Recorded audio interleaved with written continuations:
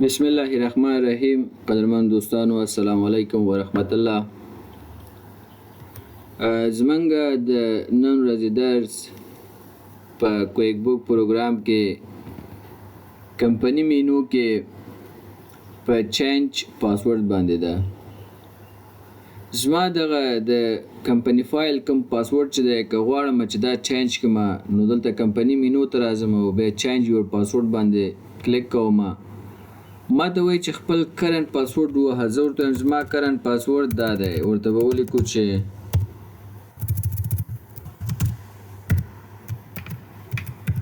دا زما کرنټ پاسورډ ده.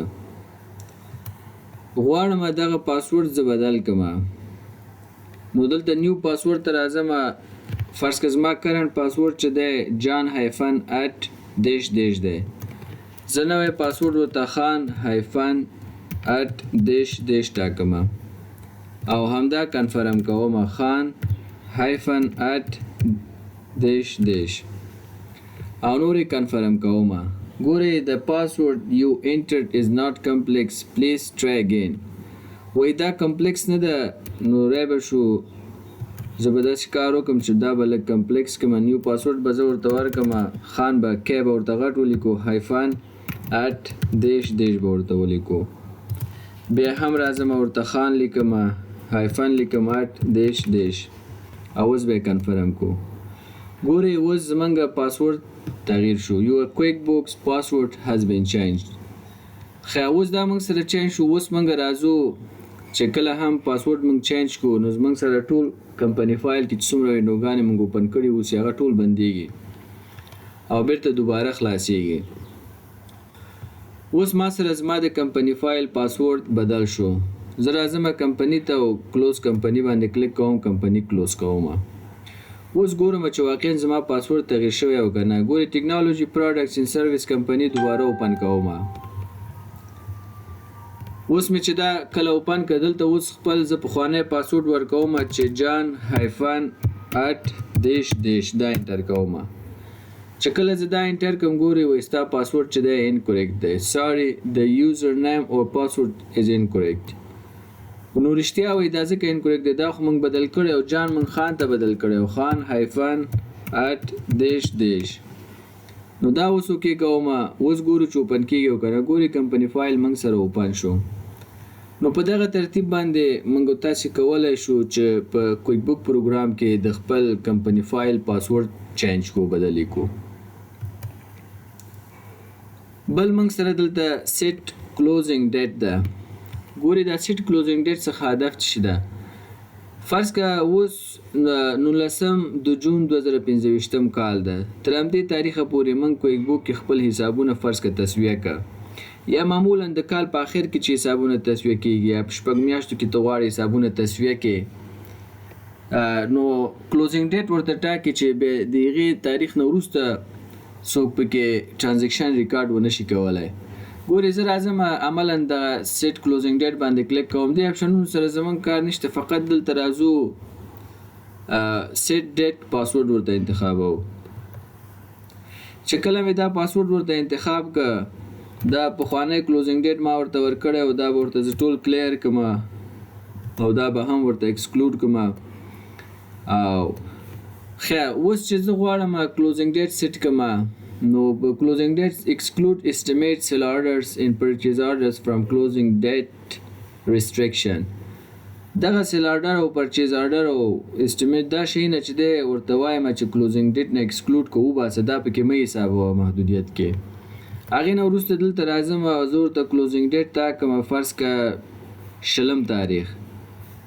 فرض که د 20 تاریخ یا 20 ورته نه ټاکو 18 هم نه ورته 18 تاریخ به ورته وټاکو. نن 19 تاریخ ده موږ سره 18 د 6 میاشتې 2015 کال. تر دغه تاریخه پورې زموږ حسابونه په کویک بوک کې فرض که موږ تصفیه که او نور دلته موږ خپل کویک بوک ته چې دی کلوزینګ ډیټ ورکوو چې د دغه تاریخ نه وړاندې که څوک راشي او ټرانزیکشن ریکارډ کې باید ریکارډ نشي. ځکه تر دې تاریخه کویک بوک کې موږ حسابونه تصفیه کړي او مخکینی سره نور زموږ کار نشته. له دې تاریخ نه وروسته به ټرانزیکشنونه ریکارډ کېږي. کویک بوک کې به کار کولی شو خو له دې نه مخکې به ټرانزیکشنونه او حساب کتاب نه کېږي. ځکه من کلوزینګ ډیټ ورته ورکړو تر دې مخکې تر دې تاریخه زمونږ حسابونه تسویه دي. کلوزینګ ډیټ پاسورډ وی ورته ورکړه نو زه ورته پاسورډ ورکوم خان 1 2 3 او بیا هم ورته ورکوم چې خان 1 2 3 دا زمونږ د کلوزینګ ډیټ پاسورډ شو کې کوي او بیا هم دلته اوکې کوو. ګورې کله چې دا ما اوکې که ما سره کلوزینګ ډیټ څنګه شو سیټ شو په کویک بوک کې په دغه کمپنی فایل کې. اوس که زه کمپنی ته راشم مایک جنرال جورنال انټري ته راشم او غواړم چې زه یو ټرانزیکشن دلته ریکارډ کړم تاریخ زه ورته فرض کړه 19 انتخابوم 19 تاریخ زه ریکارډ کولی شم. ګورې زه 19 تاریخ ته راځم ورته وایم چې په دغه 19 تاریخ کې SG بانک ایفینګ اکاونټ ته 50,000 افغانۍ راغلی صحیح ده دا به ورته ډیبټ کو. ښه دا د کوم ادرس راغلی دا پیسې نو موږ به راشو فرض کړه دا ورته یو زمونږ انکم او ویکل رینټ انکم او دا ورته انتخابو او سیو ان کلوز کوئ. دا موږ سره اوس ریکارډ کیږي. ولې ریکارډ کیږي زمونږ کلوزینګ ډیټ خو 13 د شپږمې پورې دا 19 ده یعنی موږ چې څومره تاریخ پورته ځي اوس ریکارډ کولی شو خو دغه 13 نه مخکې به موږ نشو ریکارډ کولی چې موږ 13 تاریخ ورته کلوزینګ ډیټ ټاکلی و خو دا ورته سیو ان کلوز کوم او سیو اینی وای. ګورې دا ټرانزیکشن ما سره ریکارډ شو ځکه دا د کلوزینګ ډیټ څخه وروسته ده. خو که زه چېرته راشم کمپنی ته او مایک جنرال جورنال انټري ته راشم او دلته ورته یو انټري کوم د 14 تاریخ صحیح ده 14 د شپږمې اوس دا موږ سره نه ریکارډ کیږي ځکه نه ریکارډ کیږي چې دا د 13 تاریخ موږ کلوزینګ ډیټ ورکړی دا د کلوزینګ ډیټ نه 2 ورځې مخکې ریکارډ دی چې زه اوس کوم. حال دا چې تر 13 تاریخه پورې زمونږ حساب تسویه دی نو څنګه 14 تاریخ کې باید یو ټرانزیکشن ریکارډ کړم هغه حسابونه خو تسویه شوي خو زه راځه عملا نو زه ورته وایم چې فرض که بیا هم زمونږ همدغه SG بانک اکاونټ ته 10,000 افغانۍ راغلی صحیح ده دا به 10,000 افغانۍ ډیبټ کړم او دا د کوم ادرس راغلی فرض که دا زمونږ یو ایکسپنس و یا بخښنه غواړم انکم و شیپینګ انکم به ورته ولیکو صحیح ده دا اوس سیو انکلوز کوم. ګورې دا ما سره نه ریکارډ کیږي. This modification will affect transactions from closed periods and could also affect previous financial reports. وای تر دغه د 13 تاریخه پورې خو تا دغه کلوزینګ ډیټ سیټ کړی دی که چیرته دا د کلوزینګ ډیټ د تاریخ څخه وړاندې غواړي چې دا ټرانزیکشن ثبت کړي نو هغه کلوزینګ ډیټ پاسورډ چې موږ ورکړی هغه پاسورډ که ورته هلته ووهو کې دا ثبت کیږي ولې وایي دې خبرې ته دې پام وي چې هغه حسابونه تسویه شوي دي دا به په فاینانشل ریپورټس کې په هغه حسابونو کې تغییرات راولي یعنی حساب کتاب به دې خراب شي نو دا کار مه کوو نو بېرته به یې زه څنګه کوم کینسل به یې کړم. نو په دغه طریقه سره موږ تاسې کولی شو چې کلوزینګ ډیټ په خپل کمپنی فایل کې سیټ کو. خو اوس دا څه رقم لرې کولی شو بېرته راځم همدلته کلوزینګ ډیټ ته او سیټ ډیټ پاسورډ ته راځم زه ورته وایم دا پاسورډ هم ترې نه لرې که همدا ډول دا هم ترې نه لرې که او دا هم ترې نه ایکسکلوډ که او تاریخ هم ورته راځم فرض که هماغه 19 بېرته ورته انتخابو نو بېرته څنګه کوم او کینسلوم یې دلته به راشو نه باید ما اوکې کړی وی ما نه اشتباه وشو ما کینسل که دا به هم ورته لرې کو دا به هم لرې کو او کلوز به یې کو صحیح ده. اوس کلوزینګ ډیټ موږ سره څنګه شو له منځه لاړ نو په دغه طریقه سره موږ دا کار کولی شو. بله مسله موږ سره دلته بلک انټر بزنس ډیټایلز ده کله چې زه دلته راشم که ستاسې پام وي چې کله موږ په ابتدا کې کمپنی فایل جوړولو نو هغه انټرویو کې موږ ته دغسې یو وینډو هم راتله که تاسې په عاجله توګه غواړئ چې کسټمرز اضافه کوئ ټملس اضافه کوئ یا بانک اکاونټونه اضافه کوئ نو له دې ځایه موږ اضافه کولی شو. دا هماغه وینډو ده اوس به دلته پکې کار وکړو.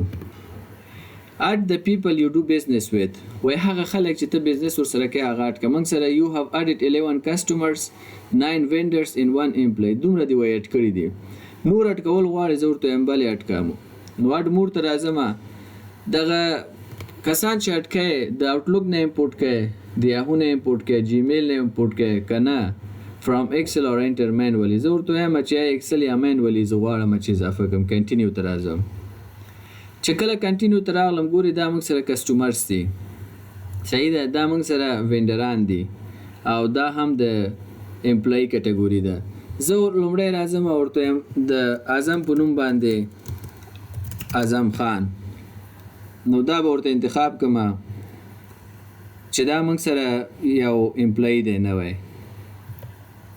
یا دا موږ سره وینډر ده صحیح ده ښه دا د کومې کمپنۍ دی زه ورته وایم چې دا د هوپ لینډ کمپنۍ مربوط او فرست نیم یې څه دی ورته وایم اعظم دی سم لکه یو وینډر او کسټمر چې موږ اضافه کولی شول په کسټمر سنټر او وینډر سنټر کې دلته هم اوس اضافه کولی شو ښه اعظم مې ورته ولیکه لاس نیم یې څه دی زه ورته وایم لاس نیم یې خان دی ایمیل یې ورته وایم چې اعظم @gmail.com دی فون نمبر یې دا دی فون نمبر شو بل کوم فون نمبر فاکس نمبر چې لري اډرس یې فرض که ورته لیکم چې ننګرهار ده او زپ کوډ فرض که ورته لیکو 1006 به ورته ولیکو کانټاکټ نیم یې چې دی همدا اعظم خان ده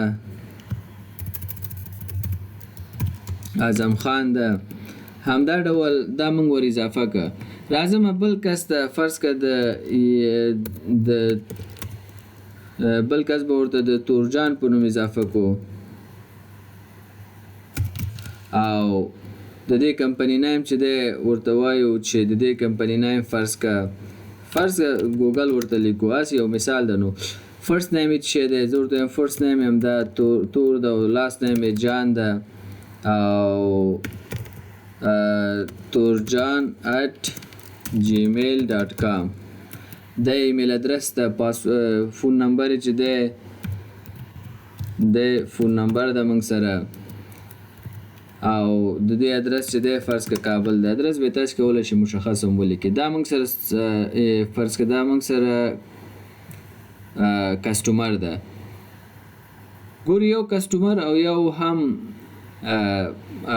وینډر موږ اضافه کړه دلته څومره چې اضافه کولی شئ دلته به تاسې د هغې شهرت مکمل لیکئ دغه کالمونو کې چې درنه غوښتي دي که نیم دی فرست نیم دی لاست نیم دی ایمیل دی فون دی اډرس دی دا ټول به ورته لیکئ بیا به هغه کس ته انتخابوئ چې امپلایي دی که امپلایي و دا ورته تور کوي خانه که چېرته وینډر و مربوطه خانه ورته تور کوي که چېرته کسټمر و مربوطه خانه ورته تور کوي زه دا کنټینیو کوم چې کله مې کنټینیو کو ټو کانټیکټ آر ریډي ټو بی ایډډ وایي دوه کانټیکټ ته اضافه کړي دا غواړي چټ کې زه ورته وایم بل ایډ یې کړه دا مې اډ کړه ګورې یو کسټمر موږ سره اوس کسټمران مخکې 11 نفره اوس 12 نفره شو یو وینډر مخکې موږ سره 9 نفره اوس مې چې یو بل اضافه کړه لس شو موږ سره ښه دا دې په دې دا به وروسته ګورم چې اضافه شوی او که نه اډ د پروډکټس ان سروس یو سیل اډ مور دلته ایټم لیست کې موږ تاسې چې کوم سروس ایټمونه فرض کړه موږ خرڅول یا انوینټري پارټ نان انوینټري پارټ نو هغه ایټم لیست دی دا دلته اډ مور ته راشه ته څه شی وایي اضافه کول غواړې ایټم لیست کې سروس ایټم غواړې اضافه کې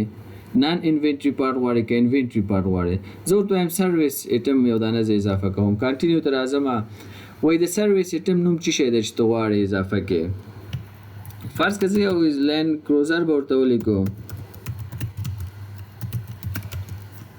لینډ کروزر رینټ موږ په کرایه ورکوو او څه ډسکرپشن هم ورته کولی شي ولیکئ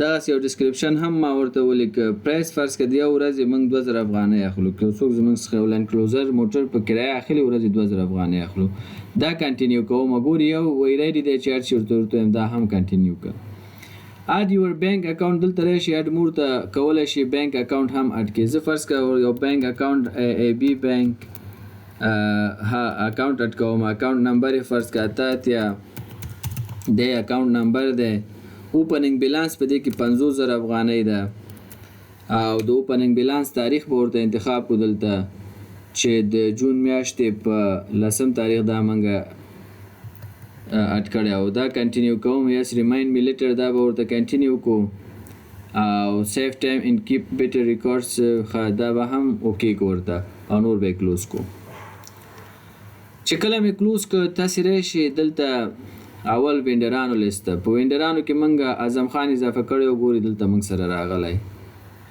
راځئ کسټمرز ته چې راغلو ګوري تورجان په نوم هلته چې موږ کس اضافه کړی او موږ سره کسټمرز کې اضافه شوی تاسې اوس راشئ خپل د بینک اکاونټونو ته صحیح د چارټ اف اکاونټ ته تاسې راشئ له دې ځای هم اوپن کولی شو. دا چارټ اف اکاونټ دی. ګورئ ای بي بانک ما 50,000 افغانۍ پکې اضافه کړې، اکاونټ مې جوړ کړل ته موږ سره راغلی ده.